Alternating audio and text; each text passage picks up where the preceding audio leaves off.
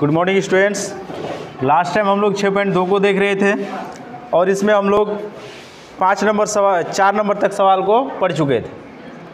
तब आगे हम लोग सवाल को देखेंगे 5 नंबर से। तो देखो 5 नंबर में बोलना क्या चाह रहा है सवाल में कि त्रिभुज ABC एक त्रिभुज है जिसका कोण A समकोण है। बताए क्या? ABC एक त्रिभुज है। चलो इसको बना देते हम लोग। और बता दिया क्या कि A समकोण है, तो ये समकोण का चिन्ह होता है। ये पहले भी हम लोग जान चुके इस चीज़ को। अब B और C तुम कहीं भी बैठाओ कुछ फ़र्क नहीं पड़ता है। अगर कोई B को यहाँ बैठा दिया तो C को यहाँ बैठाना होगा। अगर कोई B को यहाँ बैठाएगा तो C को नीचे बैठाना होगा। इसमें कोई दिक्कत नहीं है। लेकिन जो को 90 बोल दिया वो उसको उसी के संकेत में बैठाना होगा। मतलब A को 90 बताया तो A को 90 ही बनाना है। अब देखो आगे क्या बोल रहा है इसमें। यदि AB बराबर 10 सेंटीमीटर, ये AB है ना, ये दे दिया 10 सेंटीमीटर, इसको बैठा दिया। और फिर आगे लिख रहा है क्या? AC बराबर 24 सेंटीमीटर। AC ये वाला है, ये दे दिया 24 सेंटीमीटर। ठीक है।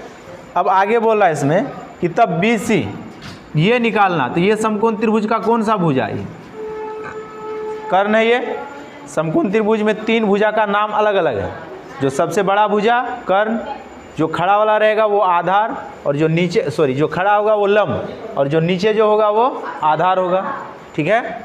तो हम लोग एक चीज़ पढ़े थे पाइथागोरस त्रिक से। तो पाइथागोरस त्रिक इसमें लगेगा। पाइथागोरस त्रिक से इसमें क्या बताए थे? इसमें जो सबसे बड़ा भुजा है, तो सबसे बड़ा भुजा कौन है? कर्ण है। तो कर्ण का वर्ग करेंगे। ऐसे भी इस चीज़ को हम लोग ना 8 क्लास में फिर से पढ़ेंगे, तो घबराना नहीं कि ये कहाँ से आ गया। उसके बाद अब जो 2 भुजा बचा उसका वर्ग करके जोड़ो। तो एक भुजा बचा आधार AB का स्क्वायर, और एक भुजा बचा लंब मतलब AC का स्क्वायर। तो कर्ण के स्थान पे हम लोग बैठा दिए BC का स्क्वायर बराबर AB कितना है?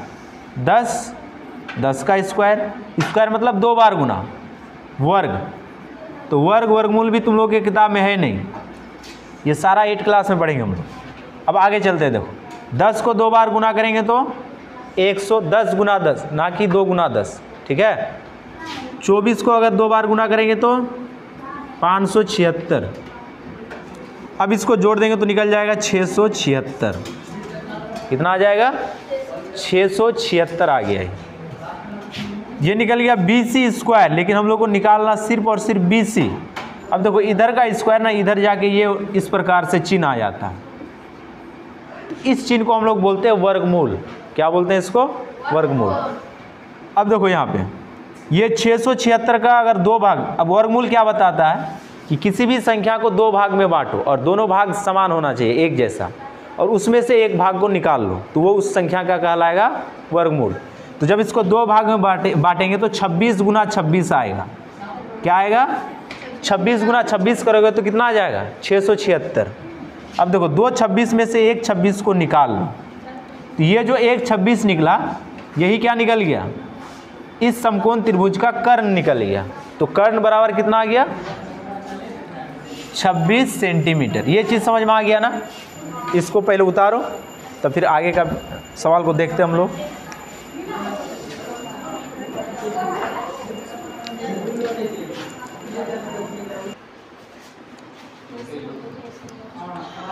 तो 6 नंबर में ध्यान देना, इसमें बहुत सारा सवाल है। इसमें से एक सवाल को हम लोग बनाएंगे तो सारा सवाल बन जाएगा इसका। लिख रहा है इसमें क्या कि नीचे दिए गए त्रिभुजों में से कौन कौन से त्रिभुज समकोण त्रिभुज है, उनके नीचे सही का निशान लगाइए। साथ ही समकोण त्रिभुजों का जो कोण समकोण है उसे 90 डिग्री लिखकर इंगित करें। तो देखो इसमें पहला नंबर सवाल बना दिया है। ठीक है ना? तो पहला नंबर सवाल में देखो चित्र कैसे दिया है इसमें। इस चित्र को देख लेते हैं तब आगे का सवाल बनाएंगे हम लोग।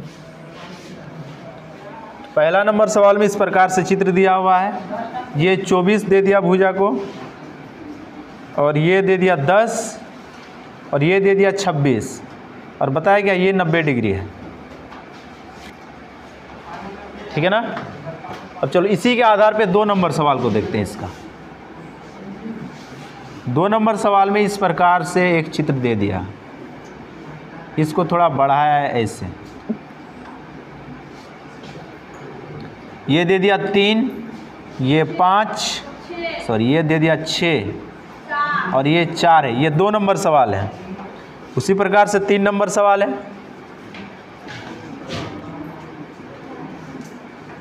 तो 3 नंबर में ध्यान देना चित्र कैसे दिया है। ये 6, ये 10 और ये 8। अब बताए क्या कि क्या ये समकोण त्रिभुज है? अगर है समकोण तो कौन सा कोण इसका समकोण होगा, मतलब कौन सा कोना इसका समकोण होगा उसको लिखना। तो सबसे पहले इसको समझो, इसमें ये समकोण कैसे हो गया, कुछ तो कारण होगा। तो हम लोग को पता है कि जो सबसे बड़ा भुजा होगा वो इसका क्या होगा, कर्ण। तो इसको देखो कैसे किया है, सबसे बड़ा भुजा का वर्ग कर दिया, मतलब पाइथागोरस त्रिक में बैठाया है ये। तो यहाँ पे लिखेंगे क्या, पाइथागोरस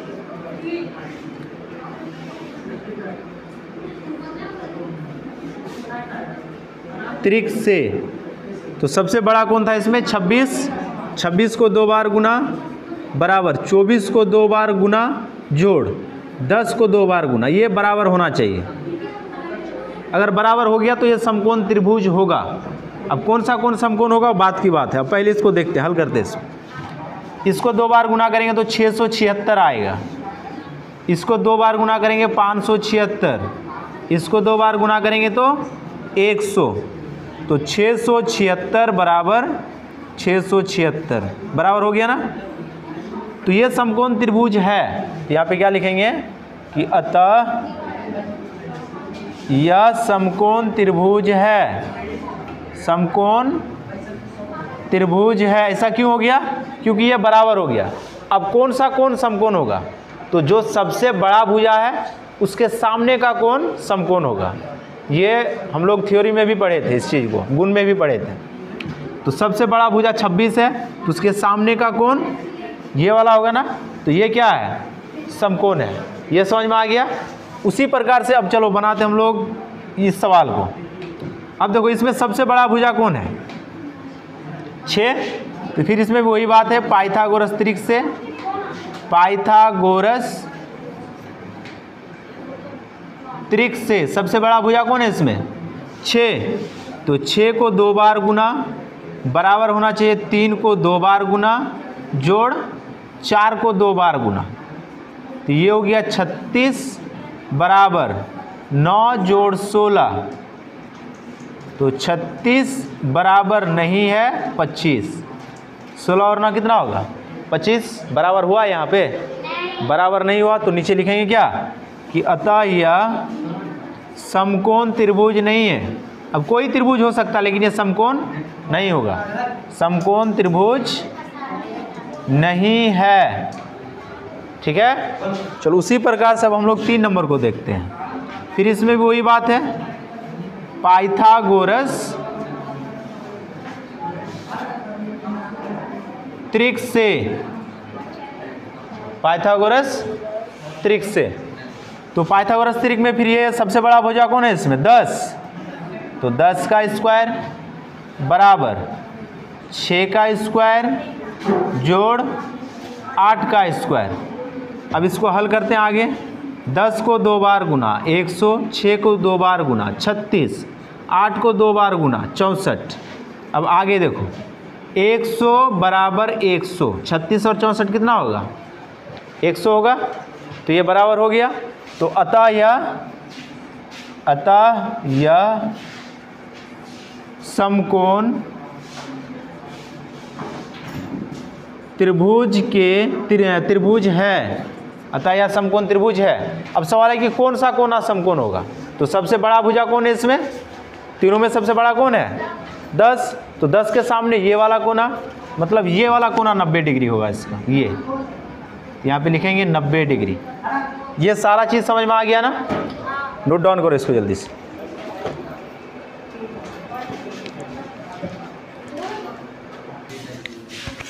तो देखो ये 7 नंबर सवाल है, इसमें दोनों त्रिभुज समकोण है, दूसरा तो समकोण नहीं है, लेकिन यहाँ पे ये समकोण दे दिया है, एक लंब डाल दिया इसमें।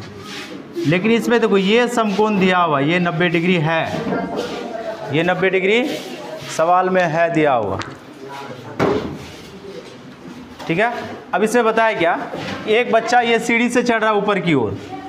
अब तुमको बताना है क्या, ये जो यहाँ से लेके यहाँ तक जाएगा ये, तो ये कितना लंबा होगा, ये चीज़ को निकालना है। तो देखो ये समकोण हो गया, तो सामने वाला भुजा क्या हो गया इसका, कर्ण। इसमें भी वही बात है, पाइथागोरस त्रिक से,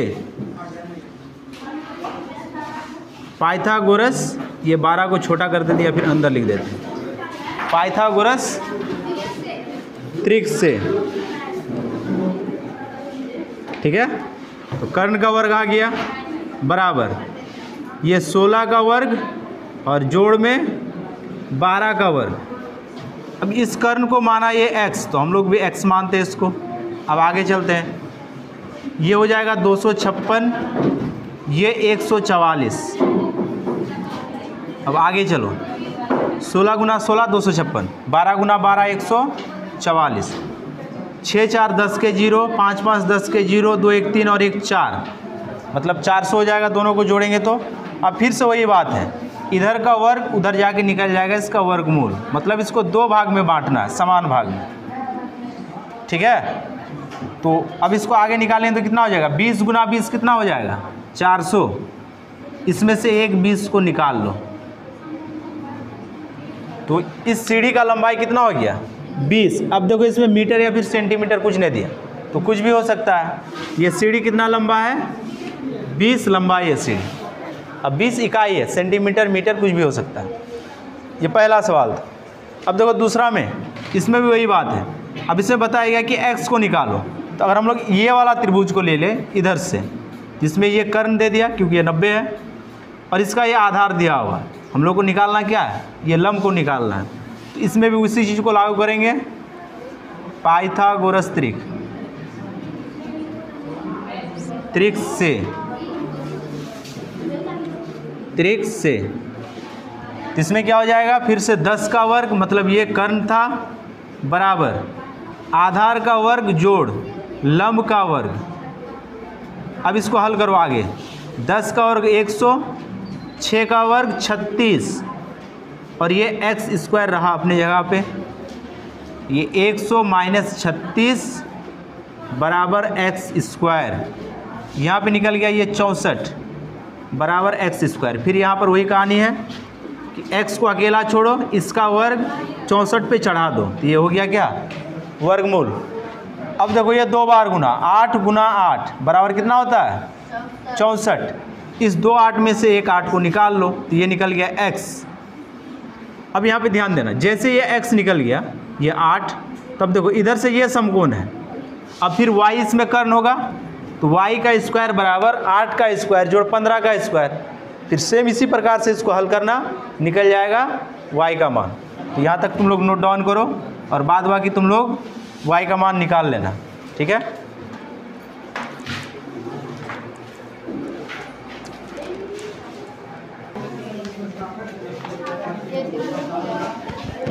तो 6.1 का जितना 6.2 का जितना सवाल था ये पूरा कंप्लीट हो चुका है।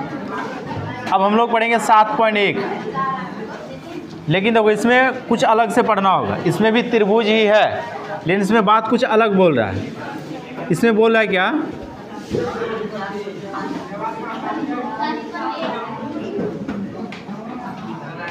ये वर्ड लिखा हुआ है इसमें, सर्वांग समता। तो इसका मीनिंग क्या होता है, इसको पहले जानेंगे। इसके बारे में बोल रहा है क्या कि जब कोई भी 2 या 2 से अधिक आकृति, एक आकृति के साथ ये वर्ड नहीं आएगा कभी, उसमें आएगा 2 या 2 से अधिक कोई भी चित्र, ज्यामिति का कोई भी चित्र आ सकता है। वो त्रिभुज हो जाए, चतुर्भुज हो जाए या फिर कोई एक रेखा हो जाए। कोई भी 2 आकृति जब आपस में समान हो जाए, मतलब उसका जब सभी गुण आपस में बराबर होगा, तब वो दोनों आकृति क्या कहलाएगा, सर्वांगसम आकृति। सभी गुण बराबर होना चाहिए, ऐसा नहीं कि देखने में बराबर हो। देखने में बराबर होगा तो अलग बात है, लेकिन उसमें जितना भी गुण आएगा वो सारा गुण क्या होगा, दोनों का आपस में बराबर होगा, तब वो क्या कहलाएगा, सर्वांगसम आकृति। तो इसका परिभाषा हम लोग क्या लिख सकते हैं कि वह आकृति, वह 2 या 2 से अधिक 2 से लिखो तुम लोग इसको, अधिक आकृति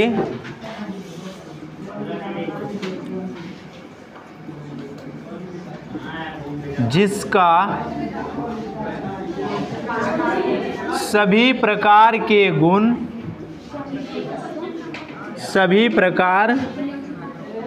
गुण आपस में समान हो या फिर बराबर हो, समान हो, उसे डैश कहते हैं, मतलब उसे सर्वासमता कहते हैं। जैसे में देखना, एक रेखा खींच दिए ए बी, ये मान लेते 5 सेंटीमीटर है। इसी प्रकार का एक रेखा खींच दिया सी डी और बताया क्या ये भी 5 सेंटीमीटर है। दोनों आपस में बराबर है, तो दोनों का सभी गुण आपस में बराबर है। ये भी रेखा है, ये भी रेखा है, ये भी 5 सेंटीमीटर लंबा, ये भी 5 सेंटीमीटर लंबा, तो सभी गुण आपस में बराबर, इसीलिए दोनों रेखा क्या कहलाएगा, सर्वासम। तो ए बी रेखा सर्वासम का देखो चिन्ह कैसे लिखते हैं, इस प्रकार से एक चिन्ह ऊपर और नीचे में बराबर, और उसके बाद सी डी, तो ये चिन्ह कहलाता सर्वासम, सर्वागसम। समझ में आ गया यहाँ तक? तो यहाँ तक उतारो, फिर आगे हम लोग डिस्कस करते हैं इसके बारे में।